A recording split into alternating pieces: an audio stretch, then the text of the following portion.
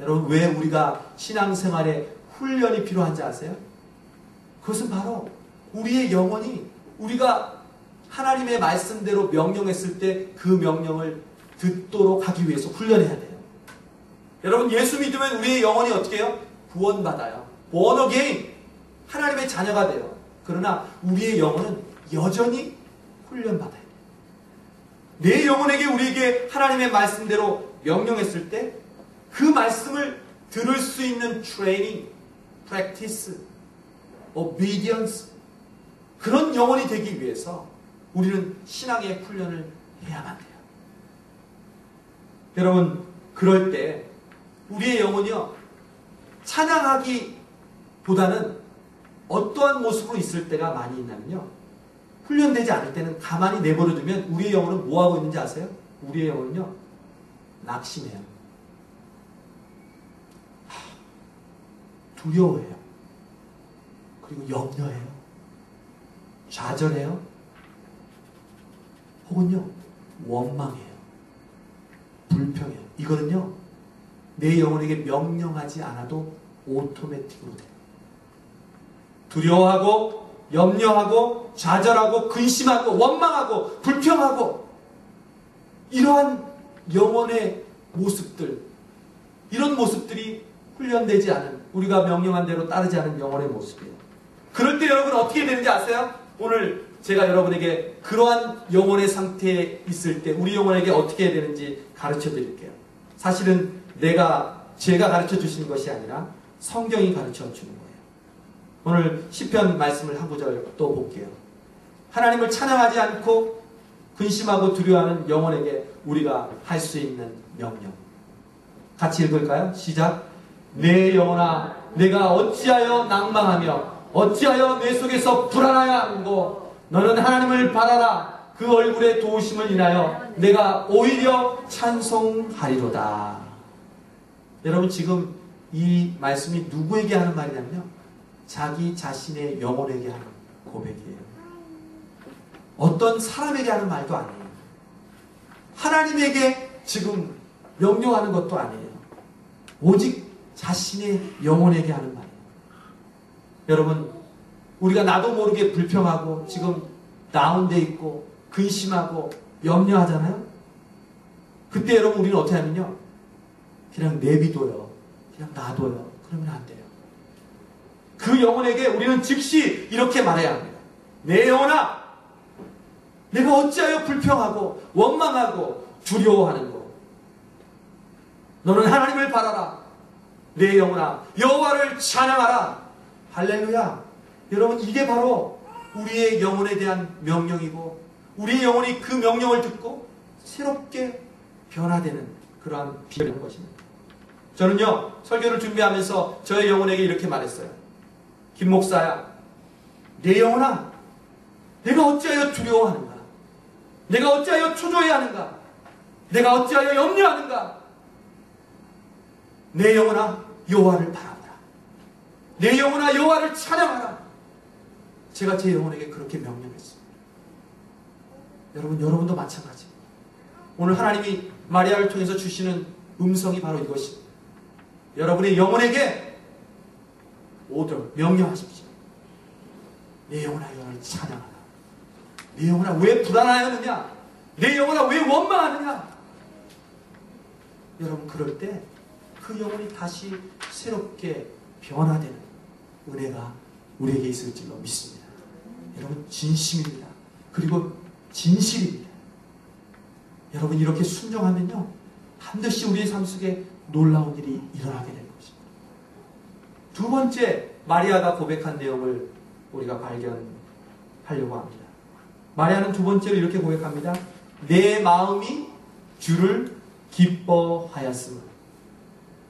마리아는요, 예수님을 임신하고 기뻤다고 말합니다. 우리 승진자매님, 저 이렇게 띠노는 케라를 임신했을 때 처음에 기뻤죠? 어땠습니까? 기뻤죠? 당연하죠. 아기를 임신하고 안 기쁜 사람이 어디 있겠어요. 우리 영태 경제, 지금 사랑하는 와이프 정희자매 임신했다는 소식을 듣고 어땠어요? 기뻤죠? 뭐 부모님들은 만세 이랬다고 그러더라고요. 기뻐요. 마리아도 임신을 해서 기뻤어요? 아니에요, 여러분. 마리아는 상황이 좀 틀려요. 처녀예요, 마리아는. 그런데 임신을 했어요. 한국 속담에 처녀가 임신해도 할 말은 있다고 하지만 이건 좀 상황이 틀리잖아요. 이건 도저히 남자를 알지도 못하고 그 당시 처녀가 임신하면 돌로 맞아 죽을 때에 임신을 했는데 마리아가 기뻤다고 해요. 정상인으로서는 도저히 이해가 안 돼요. 여러분, 그러나 오늘 이 마리아가 내 마음이 기뻐했다는 것을 통해서 우리에게 주시는 중요한 메시지가 있어요. 우리 각자에게는요, 각자의 영혼이 있는 것처럼요, 또 우리의 마음이 있어요. 마음.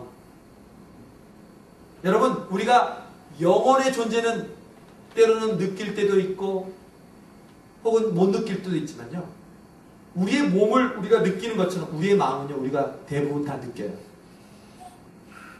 여러분, 그거 인정하실 거예요.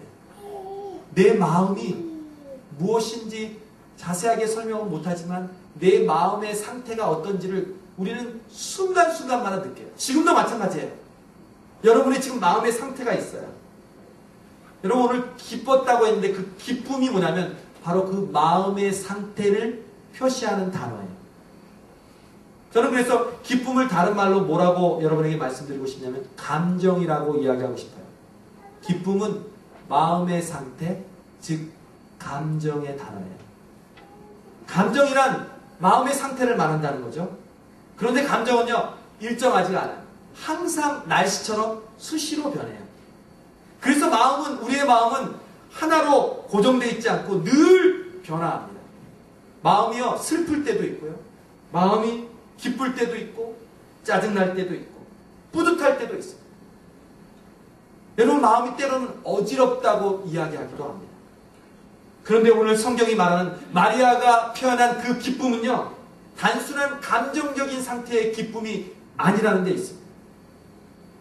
성경이 말하는 기쁨은요, 단순히 문제나 어려움이 없는 상태, 내 조그만 소원이 들어줘서 그 소원이 이루어진 것에 대해서 잠시 기쁜 상태, 내가 차를 사고 내가 무엇을 갖고 싶었는데 그것을 가졌을 때 그 기쁨을 말하는 것이 아니라는 것입니다. 성경이 말하는 기쁨은요, 관계, 릴레이션십을 통해서 오는 기쁨입니다. 여러분, 사랑에 빠진 사람이요, 항상 얼굴을 보면요, 싱글벙글해요.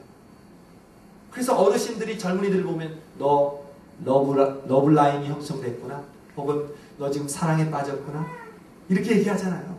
젊은이들의 얼굴을 보면 알 수 있잖아요. 여러분, 진정한 기쁨은요, 관계를 통해서 솟아오르는 거예요. 우리가 하나님의 자녀가 되고 하나님의 관계를 맺은 뒤에 오는 변화가 있는데 그것이 바로 기쁨입니다.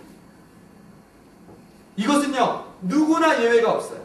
제가 오늘 찬송을 부르면서 기쁨을 강조했던 이유가 바로 이것입니다. 여러분은 예수님을 믿고 난 뒤에 기쁨을 기억하십니까? 우리 곽 집사님, 예수님을 어렵게 믿고 난 다음에 그 기쁨을 기억하십니까? 무신론자에서 유신론자가 되었을 때, 그리고 예수님을 믿었을 때, 물론 어려움이 있었지만 그 감동이나 기쁨을 기억하십니까? 아멘. 여러분, 우리에게 그 기쁨이 아직도 똑같은 느낌으로 존재합니까? 아니면 수그러들어 있습니까?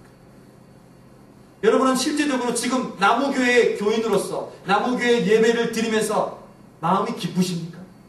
저는 솔직하게 여러분에게 묻고 싶습니다. 오늘 예배를 드리는 이 순간 마음이 기쁘시고 들뜨고 흥분되십니까? 저는 사단이 하는 중요한 일이 무엇인지를 알았습니다.